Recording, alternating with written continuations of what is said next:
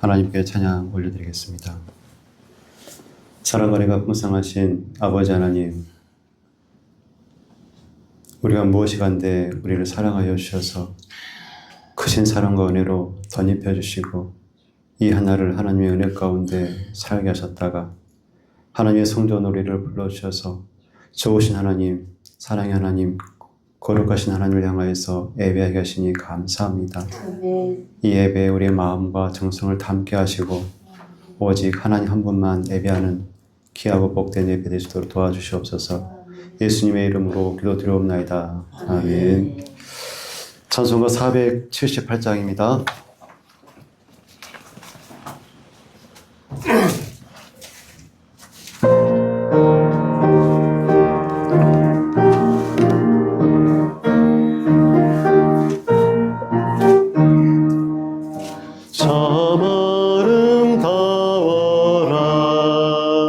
주님의 세계는 저 솔로몬의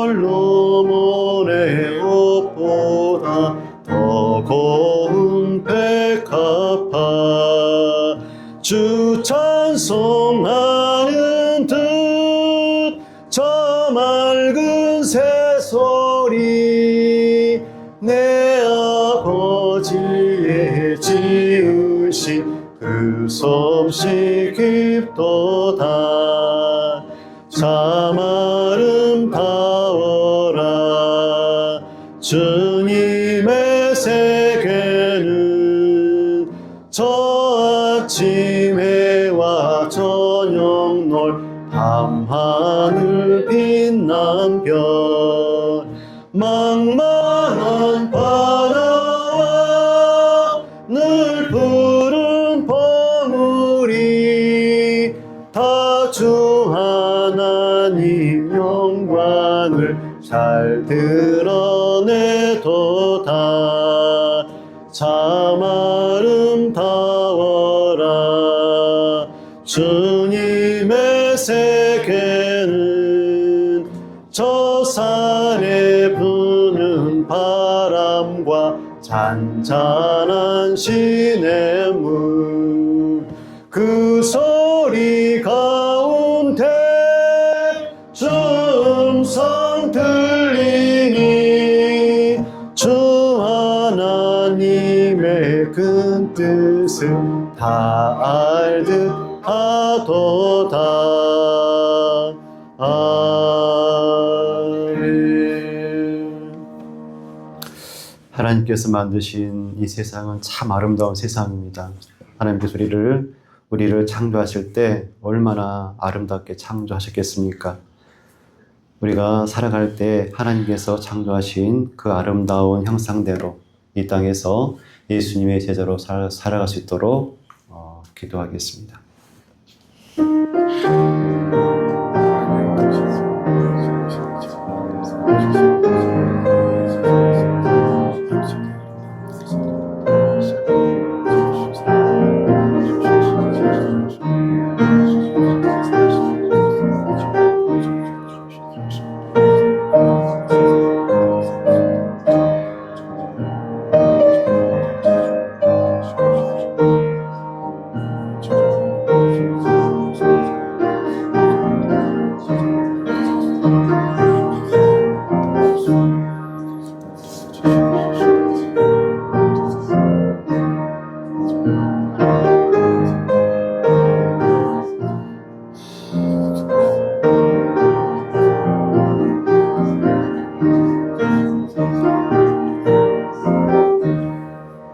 사랑과 은혜가 풍성하신 아버지 하나님, 하나님께서 창조하신 이 우주 만물의 아름다움을 우리가 눈으로 보고 피부로 깨닫습니다.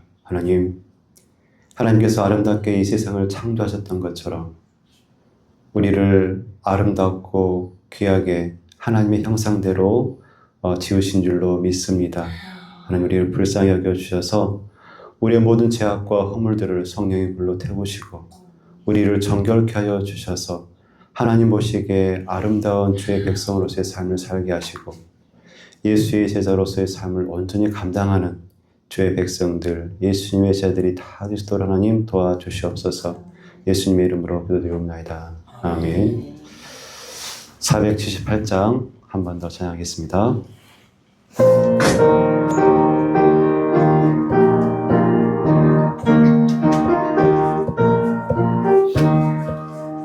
참 아름다워라 주님의 세계는 저 솔로몬의 옷보다 더 고운 백합화 주 찬송하는 뜻 저 맑은 새소리 내 아버지의 지으신 그 솜씨 깊도다. 참 아름다워라 아름다워라 주님의 세계는 저 아침 해와 저녁 놀 하늘 빛난 별 망망한 바다와 늘 푸른 봉우리 다 주 하나님 영광을 잘 드러내도다. 참 아름다워라 주님의 세계는 저 산에 부는 바람과 잔잔한 시냇물 그 소리 가운데 주 음성 들리니 주 하나님의 큰 뜻을 나 알듯 하도다. 아멘. 일상 가운데 우리에게 주신 하나님의 말씀도 있을 것이고 자연 만물을 통해서 우리에게 주신 하나님의 음성이 있을 줄로 압니다. 그 음성을 통하여서 하나님의 뜻을 알아차리는, 분별하는 우리가 되기를 바랍니다. 찬송가 330장입니다.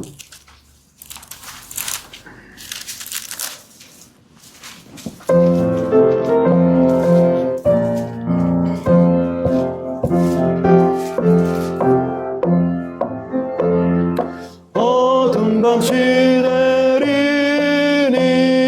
내 직분 지켜서 잠 이슬 맺힐 때에 일찍 일어나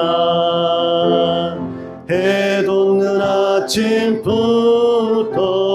힘써서 일하라. 일할 수 없는 밤이 속히 오리라. 어둠 밤 시대리니 내 직분 지켜서 일할 때 일하면서 놀지 말아라. 낮에는 수고하나 쉴 때도 괜네.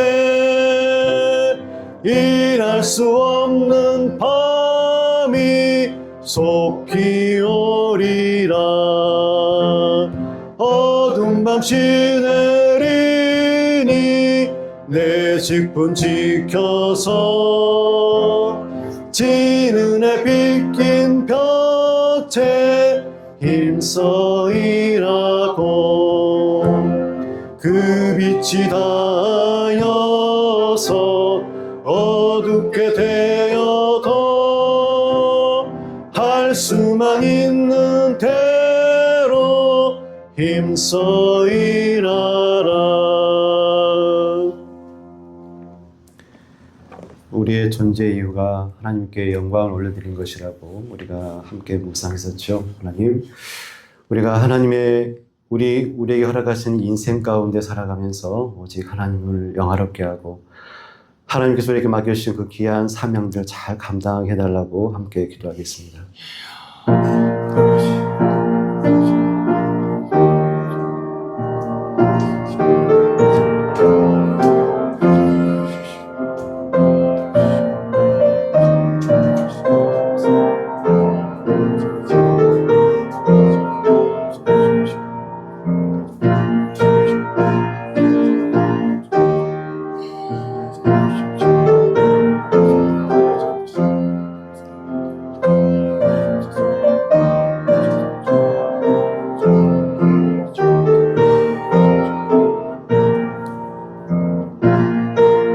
사랑의 하나님, 우리를 천하 우주 만물보다 더 귀하게 아름답게 빼어나게 우리를 창조하시고 우리를 창조하시되 많은 달란트를 허락하여 주셔서 그 달란트를 통하여서 이 세상 가운데 소금과 빛의 사명을 잘 감당하여 온 누리의 빛을, 온 누리의 생명을 흩날리기를 소원하시는 아버지 하나님, 우리가 예수 그리스도의 제자로서 이 자리에 섰고 하나님의 백성으로 이 자리에 섰습니다. 하나님, 주신 사명 잘 감당하시도록 주신 능력 잘 발휘하여 하나님의 기쁨 되는 귀한 삶을 사시도록 하나님 도와주시옵소서. 예수님의 이름으로 기도드리옵나이다. 아멘. 찬송가 330장 3절 찬양하겠습니다. 3절입니다.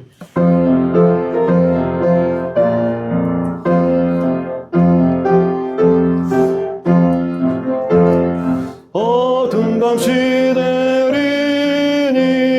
내 직분 지켜서 진은에 빗긴 벽체 힘써 일하고 그 빛이 닿아여서 어둡게 되어도 할 수만 있는 대로 힘써 일하라. 아멘. 하나님은 영이시니 예배하는 자가 영과 진리로 예배할지니라. 아멘. 찬송가 330장입니다.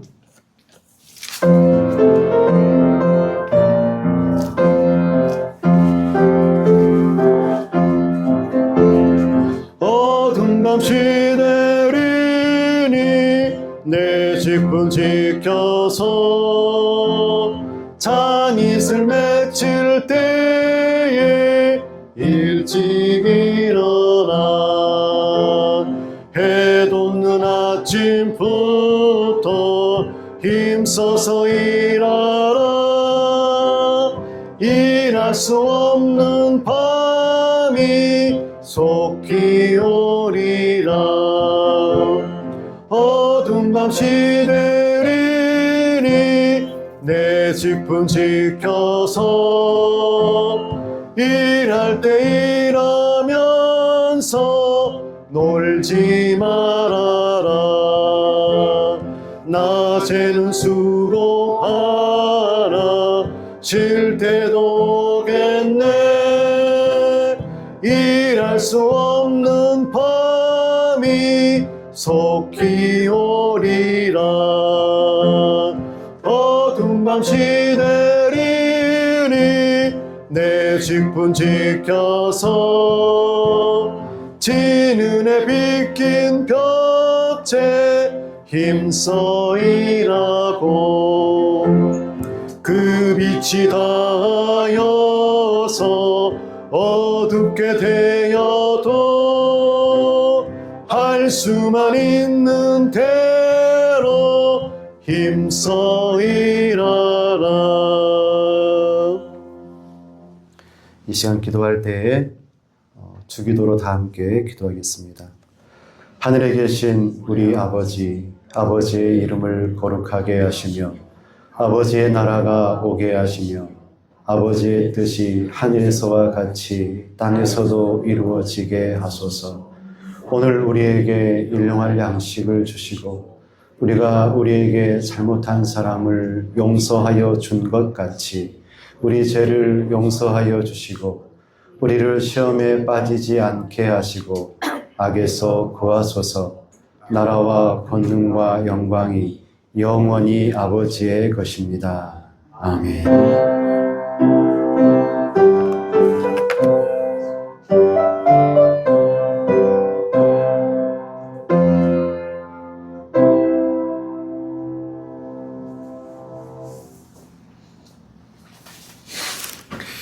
이 시간 우리에게 주신 하나님의 말씀은 창세기 23장에 있는 말씀입니다.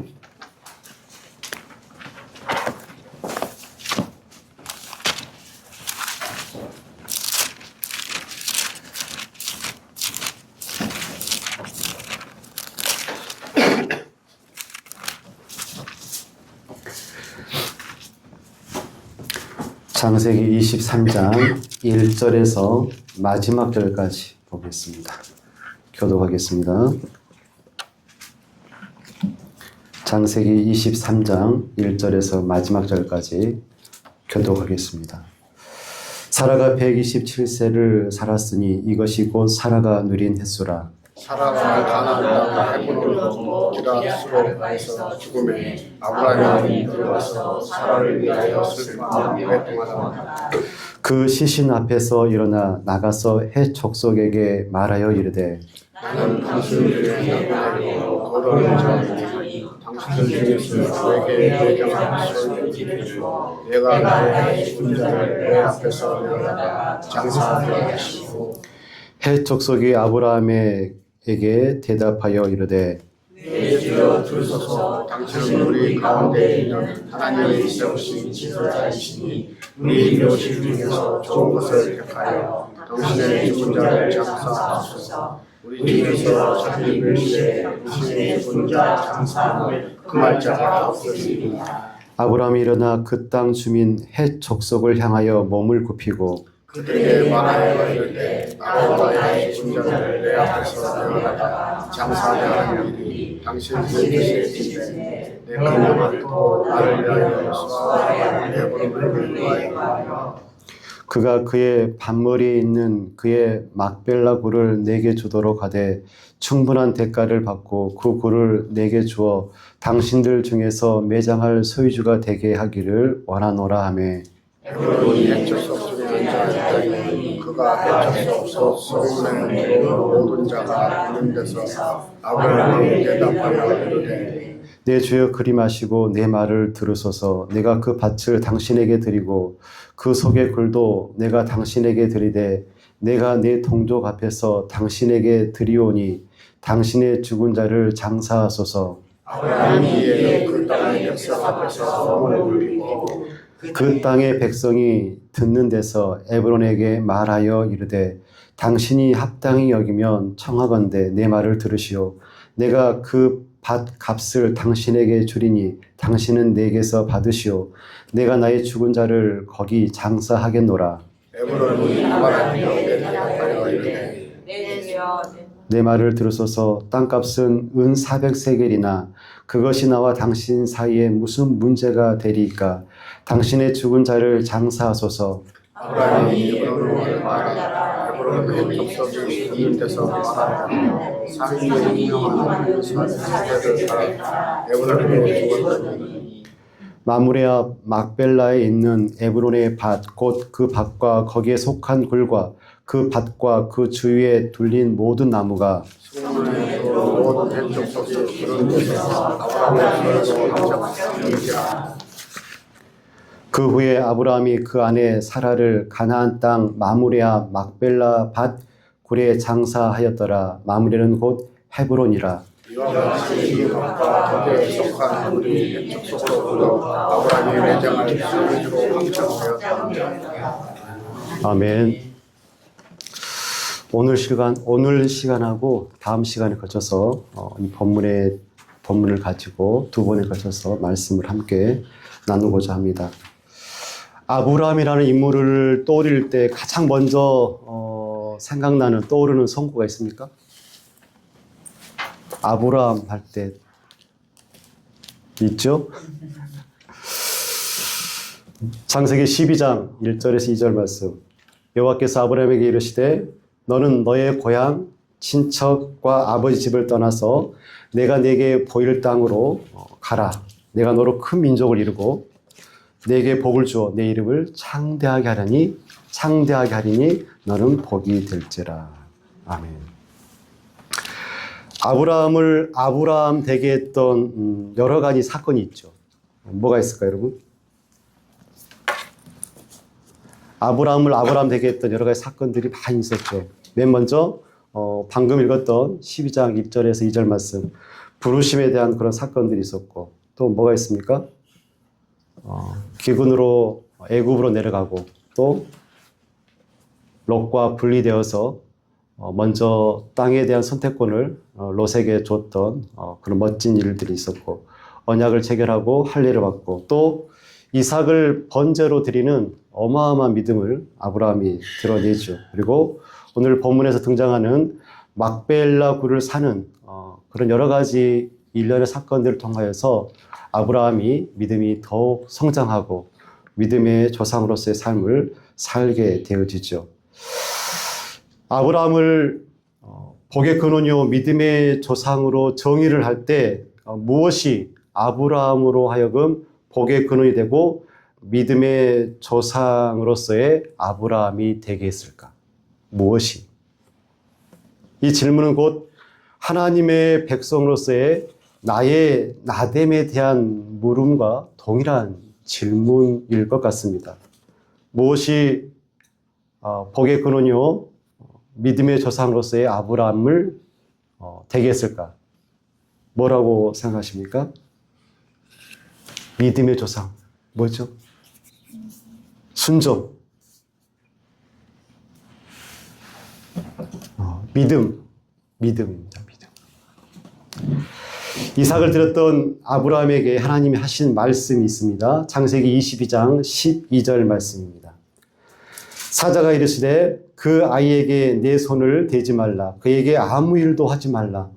내가 내 아들 내 독자까지도 내게 아끼지 아니하였으니 내가 이제야 내가 하나님을 경외하는 줄 아노라 라고 말씀하십니다. 그리고 그 밑에 가면 16절에서 18절 말씀에 이렇게 말씀합니다.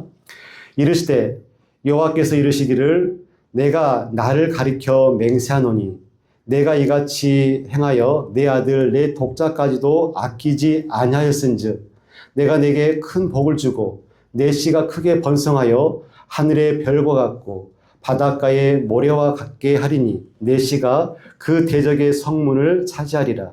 또 내 씨로 말미암아 천하 만민이 복을 받으리니 이는 내가 나의 말을 준행하였음이니라 하셨다 하니라. 아멘. 나의 말을 준행하였음이니라. 독자 이삭까지 바쳐라.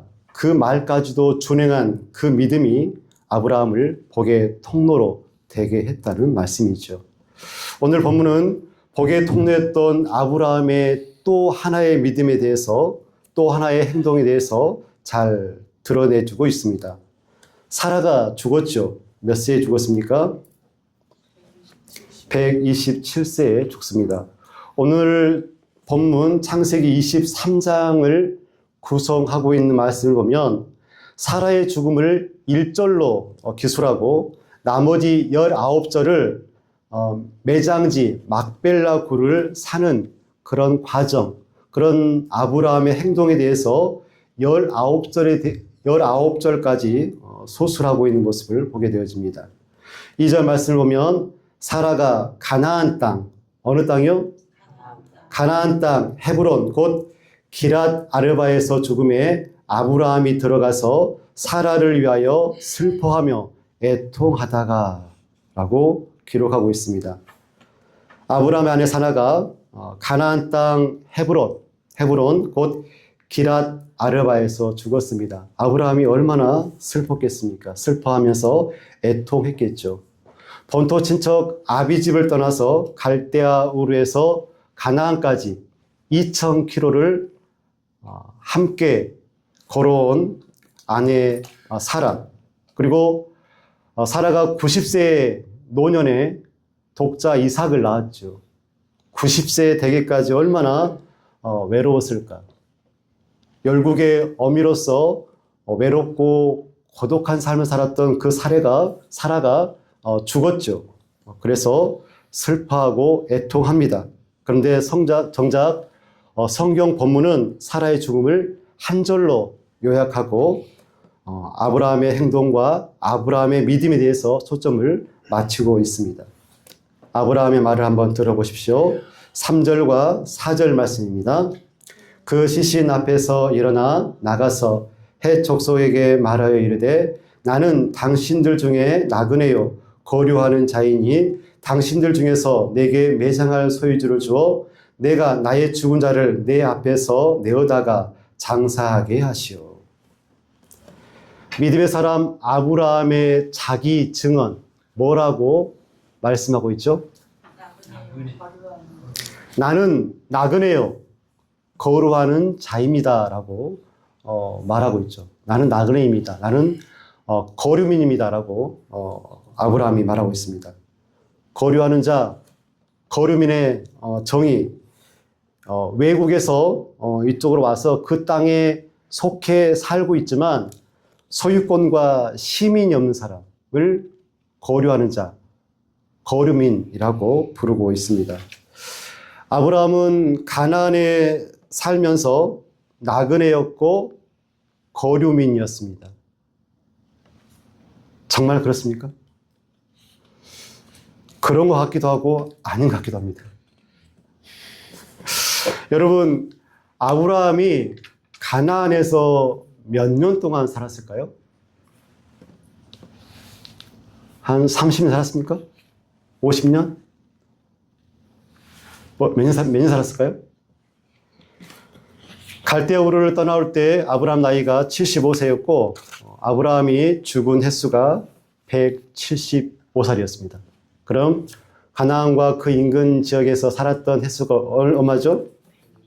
100년의 시간입니다. 100년의 시간. 100년의 시간을 살면서 집과 재산을 풍요로이 가지고 있으면서 아브라함은 왜 약속의 땅 그 한복판에서 나는 나그네요, 거류민입니다라고 자기를 그렇게 증언하고 드러냈을까요? 이 말씀은 아브라함이 나그네로서 취급을 받았거나 나그네로서의 상황 가운데 있었기 때문에 나그네라고 말한 것이 아니라 나그네임을 자처한 그런 말씀이라고 우리가 꼭 기억했으면 좋겠습니다. 여러분, OX 문제를 드리겠습니다. 약속의 땅 가나안은 아브라함에게 주신 땅이다. 맞으면 O, 틀리면 X. O입니까? X입니까? O입니까? 성경을 찾아보겠습니다. 창세기 12장 6절에서 7절 말씀. 약속의 땅 가나안은 아브라함에게 주신 땅이다. 6절에서 7절 말씀입니다. 아브라함이 그 땅을 지나 세겜 땅 모래 상수리 나무에 이르니 그때에 가나안 사람이 그 땅에 거주하였더라. 여호와께서 아브라함에게 나타나 이르시되 내가 이 땅을 내 자손에게 주리라 하신지라. 자기에게 나타나신 여호와께 그가 그곳에서 제단을 쌓았다. 누구의 땅입니까? 뭐라고요? 아브라함의 땅이 아닙니다. 아브라함 땅일 수도 있죠. 가나안은 너에게가 아니라 아브라함에게가 아니라 내 자손에게 주신 땅이다. 이 약속은 절대적인 것이죠. 무슨 말입니까? 가나안을 아브라함에게 주셨다는 얘기예요? 안 주셨다는 얘기예요? 주셨는데 아브라함이 아니라 아브라함의 자손들에게 주시겠다고 약속하셨습니다. 절대 약속이죠. 언약을 통해서 그렇게 말씀하셨습니다. 이 약속을 아브라함이 그 마음속에 붙들고 살았습니다. 그리고 눈앞의 땅보다 더 큰 땅을 아브라함이 바라보면서 살아갑니다. 히브리서 11장 9절에서 10절 말씀 다 아시죠? 믿음으로 그가 외방에 있는 것 같이, 외국에 있는 것 같이 약속의 땅에 거류하여 동일한 약속을 유업으로 함께 받은 이삭 및 야곱과 더불어 장막에 거하였으니 이는 그가 하나님이 계획하시고 지으실 터가 있는 성을 바랐음이니라. 아멘. 그리고 11장 13절에서 16절 말씀 그 아랫부분에 이 사람들은 다 믿음을 따라 죽었으며 약속을 받지 못하였으되 그것들을 멀리서 보고 환영하며 또 땅에서는 외국인과 나그네로다 증거하였으니 이같이 말하는 자들은 본향 찾는 것을 나타냄이라. 저희가 나온 바 본향을 생각하였더라면 돌아갈 기회가 있었으려니와 저희가 이제는 더 나은 본향을 사모하니 곧 하늘에 있는 것이라. 그러므로 하나님이 저희 하나님이라 일컬음 받으심을 부끄러워하지 아니하시고 저희를 위하여 한 성을 예비하셨느니라. 아멘. 아브라함이 순례자요 거루자로 살았던 진짜 이유, 내가 이 땅은 내 자손에게 주리라, 이 말씀을 기억하고 순종했기 때문이고, 더 나아가서 더 나은 본향을 아브라함이 사모했기 때문에 아브라함이 순례자요 거루민으로 살아갈 수밖에 없었다라고 성경은 우리에게 말씀하고 계십니다. 그런데 성경은 아브라함과 이삭과 야곱이 어디에 거주했다라고 말씀하죠? 제가 방금 말씀드렸죠. 어디다고요? 장막입니다. 장막. 장막은 짐승의 가죽으로 만든 텐트이죠. 텐트. 그래서 이 장막의 특징이 뭐냐면 이동성과 임시성 그리고 순례성을 내포하고 있는 것이 바로 장막입니다. 이동할 수 있고 임시적이고 순례성을 내포하는 것이 장막이다. 장막은 이동할 수 있죠. 근데 장막이 아니라 만약에 집을 짓는다고 한다면 나무나 흙으로 집을 지으면 이동을 하고 싶어도 이동을 할 수가 없습니다. 하지만 장막은 이동이 가능하죠. 그리고 장막은 임시로 세우는 집이죠. 떠날 때가 되면은 텐트를 접어서 언제라도 떠날 수가 있습니다. 임시로 만들었기 때문에 그렇습니다. 그리고 장막은 순례성을 가지고 있죠. 목적을 가지고 있다는 것입니다. 만약에 그곳에 풀밭이 다 사라지면 텐트를 접고 풀이 무성한 풀밭으로 이동할 수 있는 그런 목적을 가지고 있는 것이죠. 영구적으로 집을 지으면 그 땅에서 그 집에 머물 수밖에 없지만 장막집을 짓는 사람은 목적지를 향하여서 언제든지 떠날 수 있는 것이죠. 집이 아니었습니다.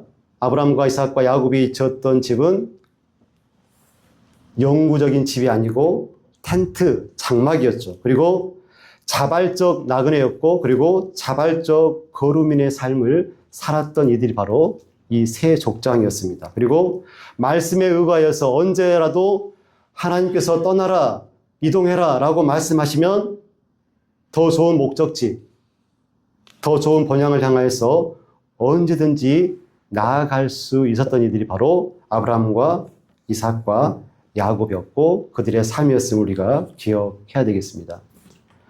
이 장막의 삶을 살았던 분이 바로 예수님이죠.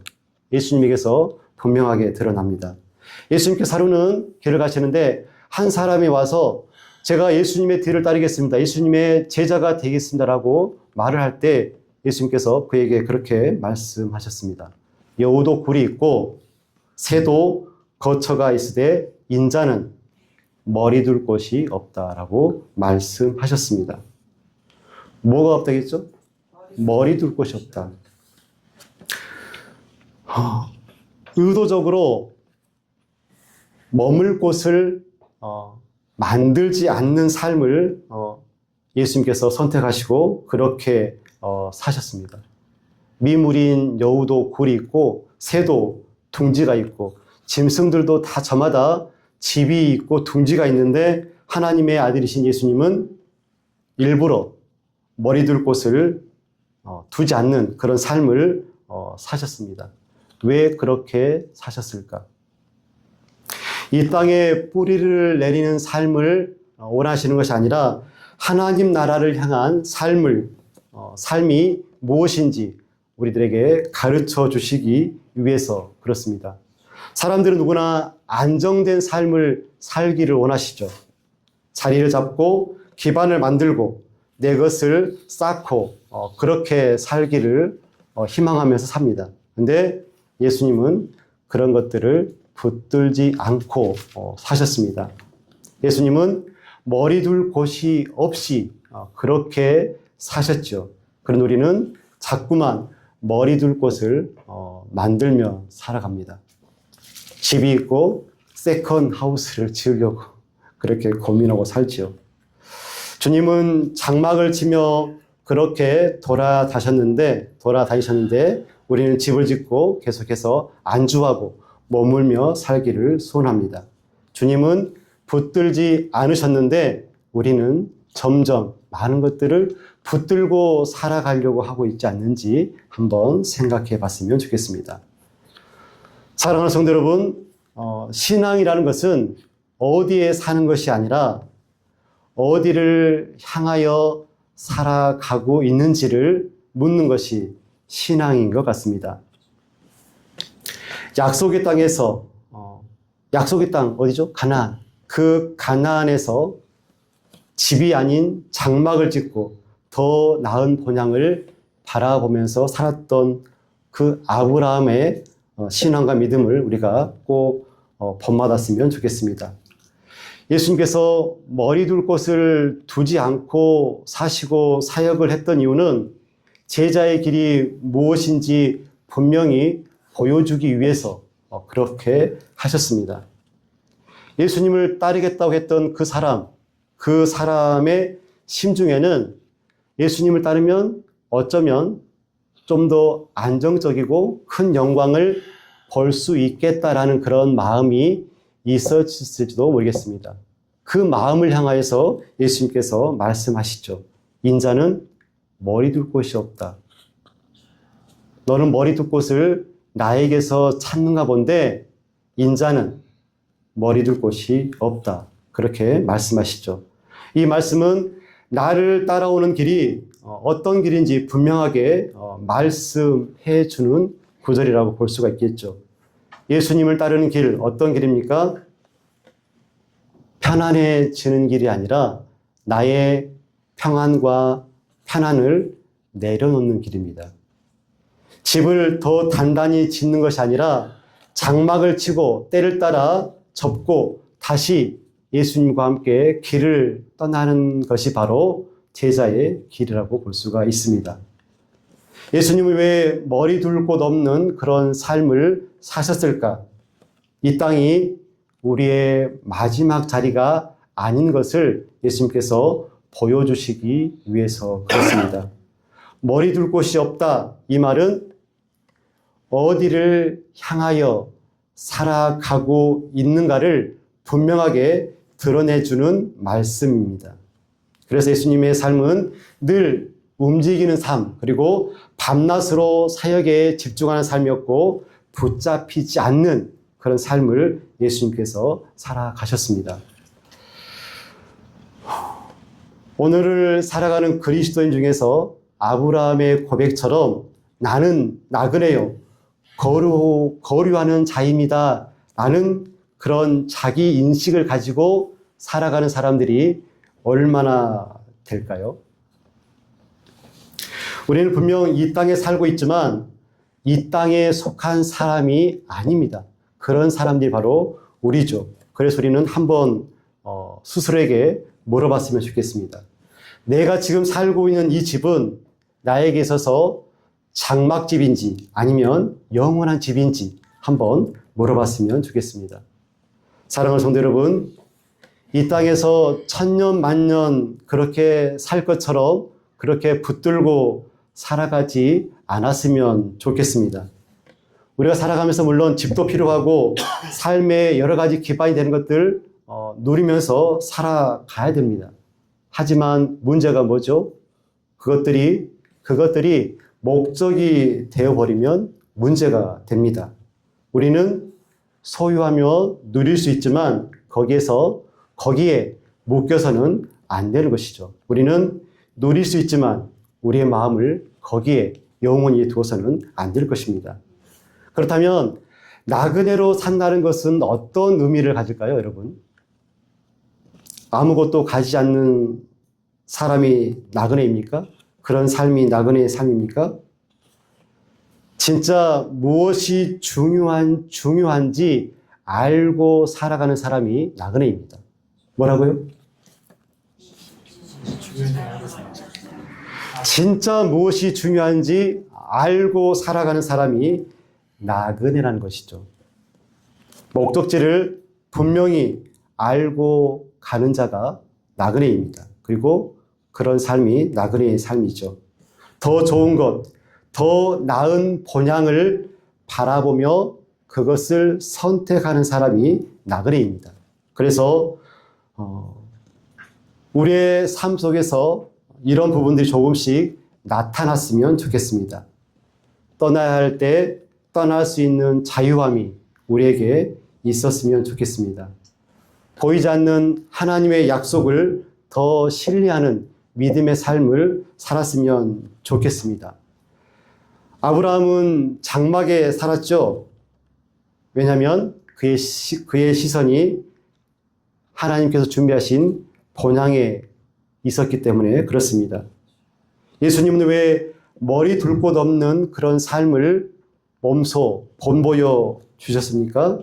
이 땅의 삶이, 이 땅에서 삶이 전부가 아님을 우리에게 보여주시기 위해서 그렇습니다. 우리는 지금 무엇을 바라보며 살고 있습니까? 우리는 지금 어디에 마음을 두며 살아가고 있습니까? 사랑하는 성도 여러분, 우리의 신앙의 최종 고백이 이런 고백이 되었으면 정말 좋겠습니다. 나는 이 땅에 살았지만 이 땅 위에 살지 않았습니다. 나는 장막에 살았지만 본향을 바라보며 살았습니다. 이런 믿음이 우리의 믿음 되어지기를 간절히 소원합니다. 기도하겠습니다.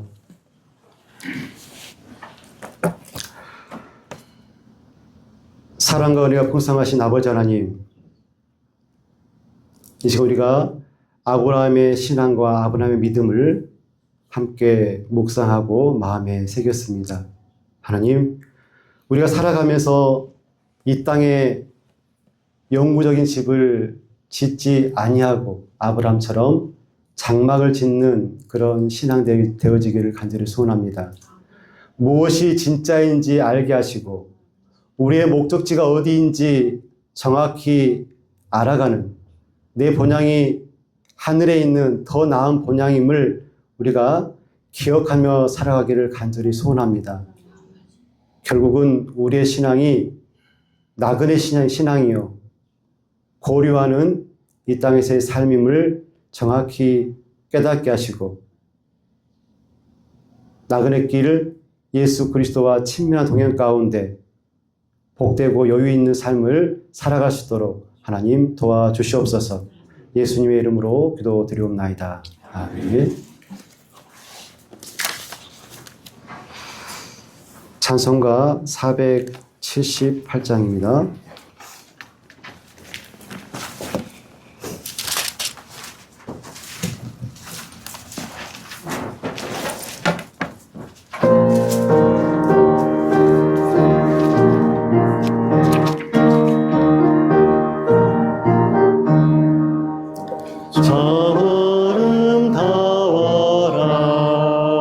주님의 세계는 저 솔로몬의 옷보다 더 고운 백합화, 주 찬송하는 듯 저 맑은 새소리, 내 아버지의 지으신 그 솜씨 깊도다. 참 아름다워라. 주님의 세계는 저 아침 해와 저녁 눈 밤하늘 빛난 별, 망망한 바다와 늘 푸른 봉우리, 다 주 하나님 영광을 잘 드러내도다. 참 아름다워라. 주님의 세계는 저 산에 부는 바람과 잔잔한 시냇물, 그 소리 가운데 주 주 하나님의 그 뜻을 알듯하도다. 아멘.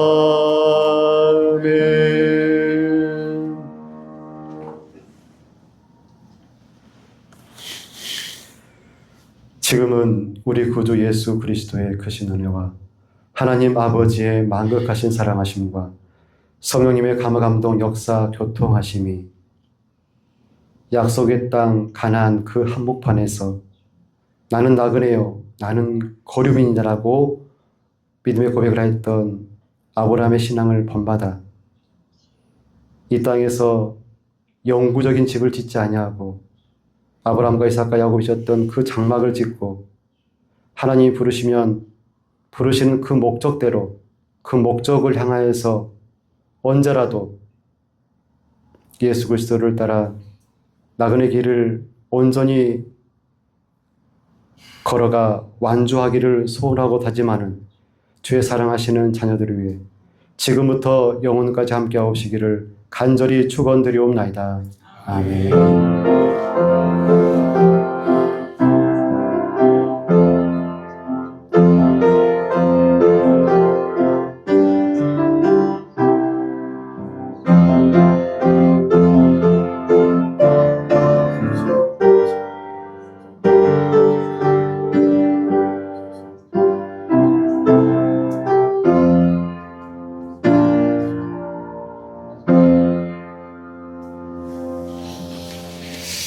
감사합니다. 축복합니다. 이상입니다.